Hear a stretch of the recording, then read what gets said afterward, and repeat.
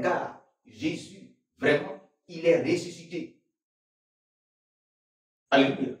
Et la suite, d'abord le premier verset, on parle de la puissance, de beaucoup de force. Alléluia. Et dans le deuxième verset, on dit, et une grande grâce était sur tous. On n'a pas dit sur les apôtres, mais sur eux tous. L'enfant qui tête avec une grande grâce. Les enfants étaient très intelligents parce que la grande grâce rend intelligent. Les enfants ne faisaient pas de maladies. Les enfants marchaient vite, ils parlaient vite. Les femmes étaient fécondes. Les gens n'étaient pas malades parce qu'une grande grâce était sur tous. C'est la commerçante qui vend, n'est-ce pas, au marché, les produits vivriers. Ça marchait parce qu'une grande grâce était sur tous. C'est-à-dire, le cultivateur, son pimentier, avocatier, bananier, sa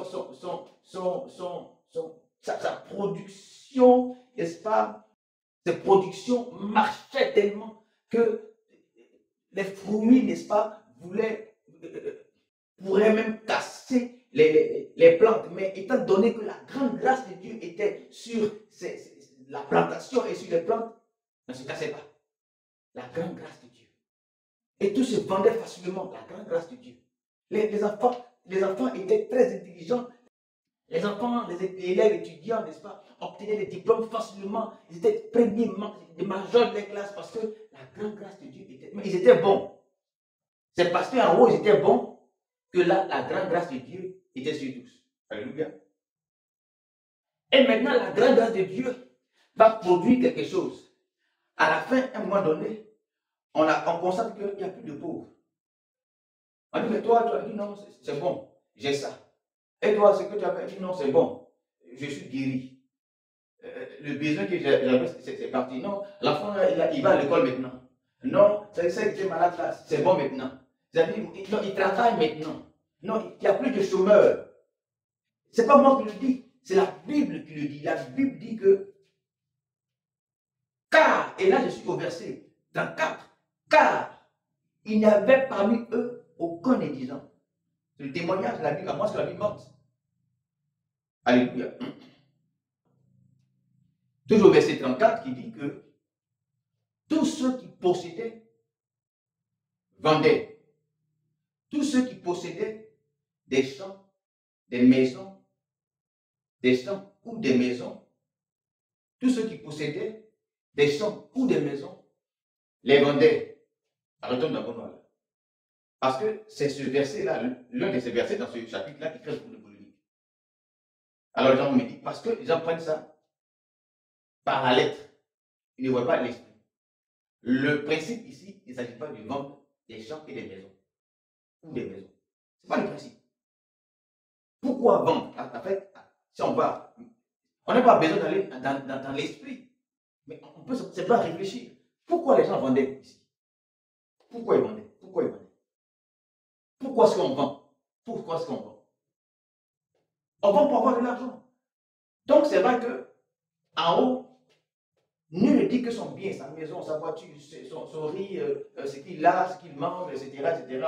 Là, ce sont les biens. Les biens, il s'agit des biens, n'est-ce pas, qu'on a. Okay?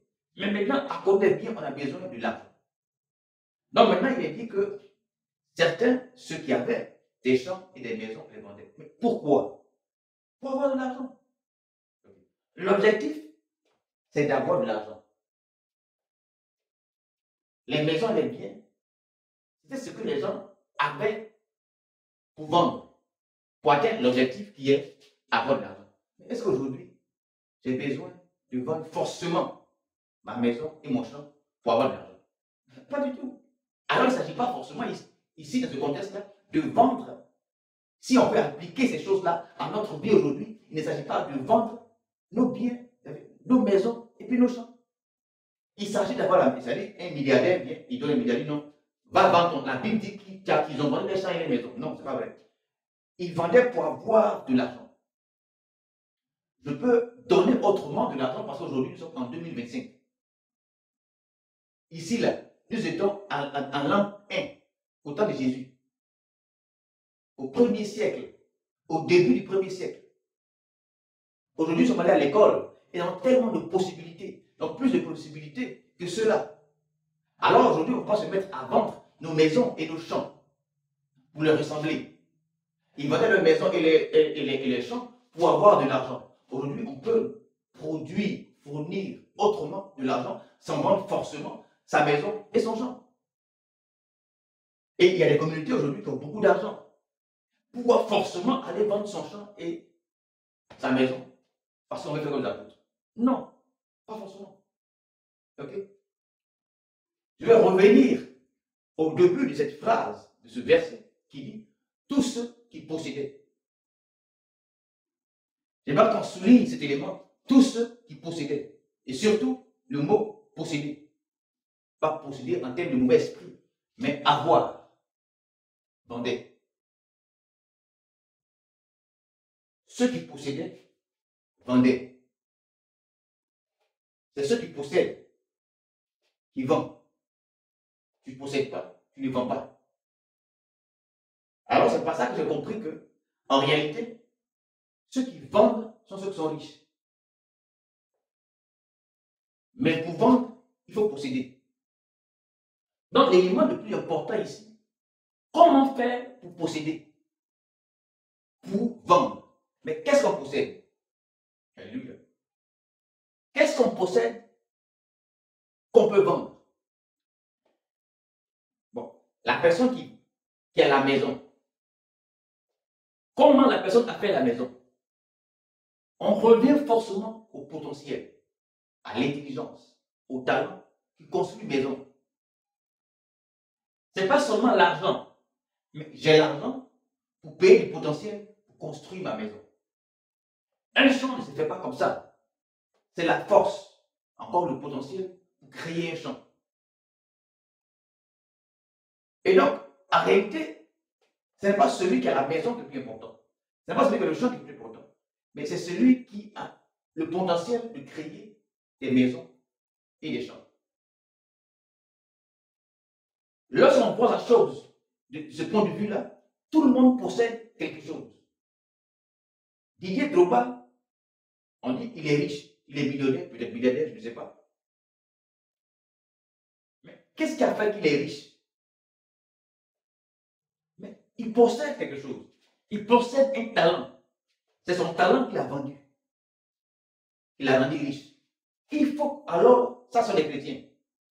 Dans l'église, ici, les apôtres ont encouragé les gens qui possèdent à vendre.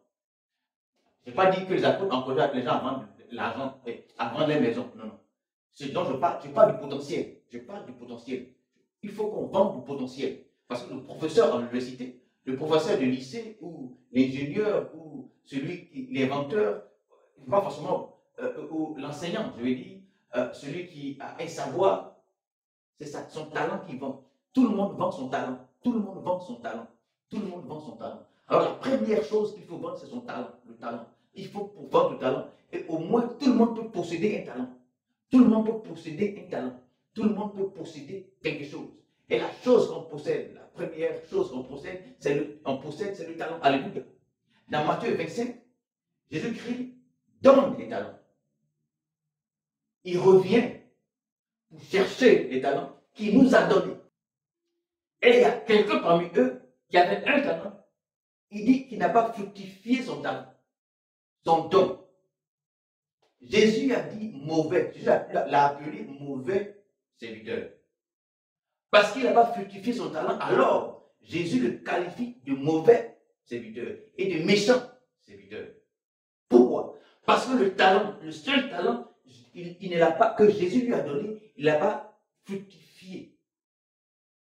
Et à cause des talents, il n'a pas cherché femme de quelqu'un. Il n'a pas tué quelqu'un.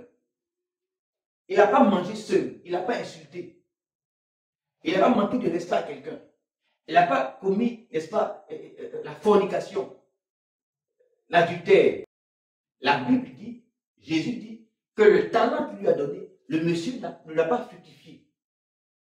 Jésus dit, on trouve ça en Matthieu 25, prenez-le et mettez-le dehors.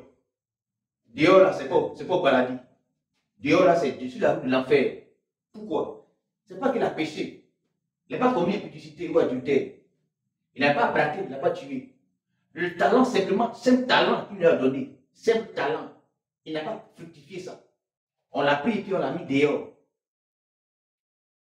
Et avant qu'on le mette dehors, lui, il regarde Jésus. Et puis il dit que, bon, moi je sais que tu es un serviteur, tu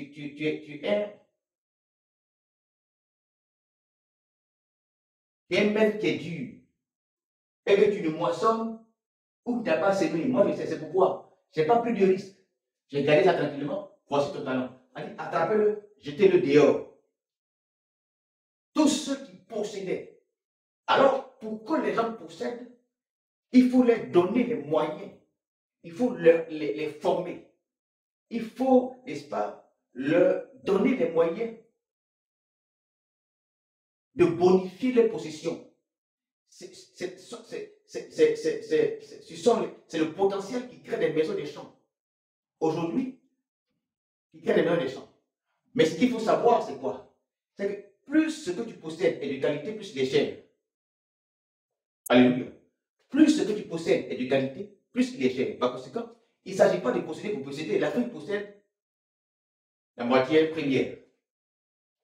On vend ça à vil prix. Mais ceux qui prennent la matière première, cette même matière première, et qui la transforment, qui la bonifient, ils mettent dessus une valeur ajoutée. Ils le vendent plus cher. Donc il ne s'agit pas de posséder. Il ne s'agit pas que l'Afrique a la matière première, mais pour vendre. Parce que la matière première est vendable. Parce que le don que tu as, il est vendable. Parce que la connaissance que tu as, elle est vendable. Alléluia. Mais pour qu'elle soit mieux vendue, n'est-ce pas, sur le marché, il faut que ce potentiel soit travaillé et bonifié. Plus il brille, plus il est cher. Alléluia. Plus l'or est épuré, plus il a de la valeur. Alléluia. Et c'est ceux qui possèdent qui vendent. Ceux qui possèdent qui vendent. C'est un principe. Il faut que les chrétiens aujourd'hui puissent réellement posséder afin de vendre, mais pas vendre n'importe comment. Il faut que les Africains puissent réellement posséder. Les Chinois sont aujourd'hui riches parce qu'ils ont travaillé leur possession. N'est-ce pas? Avant, ils n'avaient pas beaucoup de possessions. Ils ne vendaient pas. Ils étaient un pays du tiers-monde. Mais ils sont allés apprendre pour bonifier leur capacité, leur potentialité, pour aiguiser leur savoir. Aujourd'hui, ils fabriquent des choses extraordinaires, n'est-ce pas? Et ils vendent. Ils sont devenus riches. Alors, il ne s'agit pas, la dîme ne rend pas riche. Non, pas du tout. N'est-ce pas? Mais la dîme révèle le potentiel. Tout potentiel est vendable. Pourvu que nous le travaillons, nous bonifions, n'est-ce pas, afin de le mettre sur le marché. Dans l'église, les gens possédaient et les en vendaient. Nous sommes dans l'église primitive, dans cette église-là, où les gens parlaient la langue, n'est-ce pas? Les gens possédaient et puis ils vendaient dans l'église primitive. Et les apôtres encourageaient ça. On dit non, l'église ne fait pas commerce. On dit non, l'église ne fait pas commerce. On dit non, l'église ne fait rien, l'église vit les 10 000 francs. Mais ce n'est pas vrai. Dans l'église primitive, ce n'est pas mauvais que la communauté, en tant qu'église, n'est-ce pas, ait des champs, des biens, etc. Mais ici, nul ne dit que son bien. Non, c'est la force de l'église, c'est le bien des gens. Parce que les gens s'aimaient. Alléluia.